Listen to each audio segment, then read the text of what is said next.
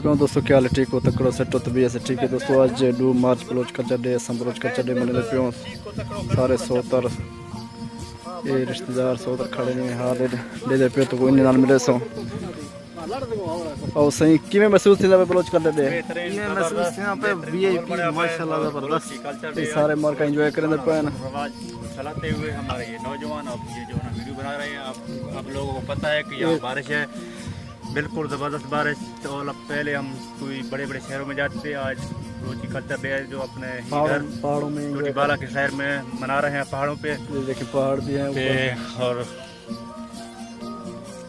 ठीक हो सेट हो तो भी ठीक है अल्लाह पाक। शुक्रिया दोस्तों बलोच कल्चर डे ने बारिश थी ना पे बारिश ये है ना पूछ ये सारे कपड़े पुसे पेन वाला ये सब कल्चर को उजागर की पियो इंशाल्लाह में उजागर की रसो इधर पे दोस्तों बारिश जोर शोर है, कपड़े सारे पुसे पेन वाला ये सब मोबाइल आप ही इंसान बारिश से खड़ो इधर पे